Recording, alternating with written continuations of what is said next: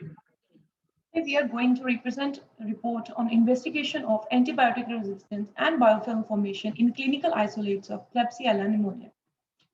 So basically, it is a gram-negative encapsulated organism which could lead to various infections such as gastrointestinal infections, skin infections, but it is the second cause of urinary tract infections among all gram-negative bacteria.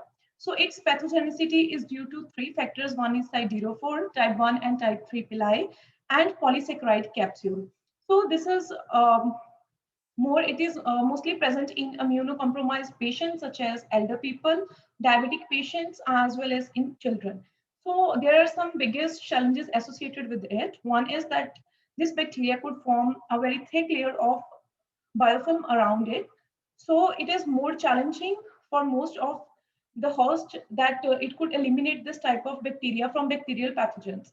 So this is mainly due to antiphagocytic activity of a biofilm. The second is the increase of multi-drug resistance in the bacteria. Now, in the methods that were performed in the study were like 83 samples of Klebsiella were taken from the patients from different samples such as urinary tract, blood vessels, wound samples, and everything. And 15 different antibiotics were tested on those samples. The methodology that was adopted by the scientists were disk diffusion method, broad dilution methods, and microtiter MTP plate method. What is in disk diffusion method is that the antibiotics were plated on the agar and microbe was allowed to grow in the well. If there was a formation of a disc around the well, it means that bacteria has grown and it is resistant to that antibiotic. And if there was no growth, that means that was a zone of inhibition. This was compared to the results of E. coli in the study. Now, in the broad dilution method was basically used to search out the minimum inhibitory concentration of the antibiotic that was susceptible or resistant to a specific organism. In this case, colistin was tested for its susceptibility or resistance when it was diluted on a 96 well plate. Now, in the next method, that is a microtiter plate method, MTP method, that was used to determine the detection of biofilms by a specific organism. In this MTP method, 96 well plate was used. Crystal violet was used for the detection of the films that were formed by the microorganism. In this case, that was Klebsiella pneumoniae.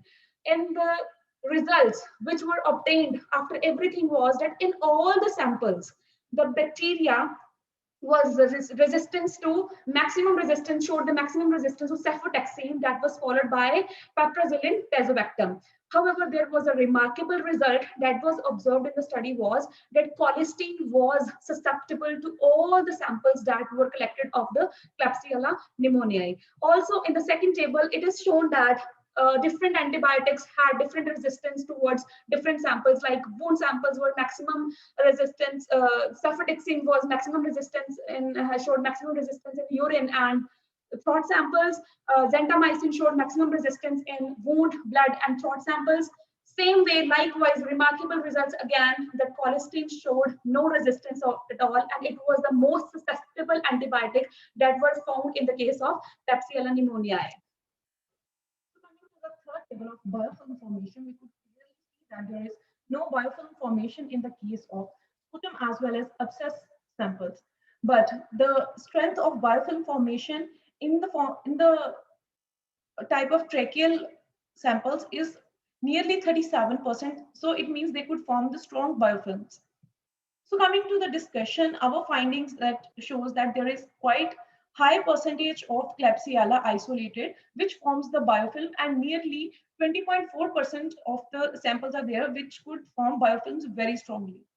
Samples collected from tracheal tube are able to form stronger biofilm as compared to other samples which are collected from sputum, abscess, throat, and other things.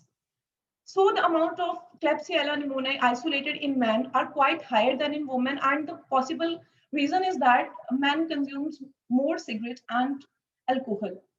And secondly, we could find a remarkable correlation between antibiotic resistance as well as the biofilm formation. So characterization of nosocomial pathogens is very useful in order to treat infections which are caused by these pathogens, especially Klebsiella pneumoniae. So limitation to this study is that there was almost less supply of materials for laboratory tests, as well as there was less financial support. So these are our references for the report. Thank you so much. Thank you so much.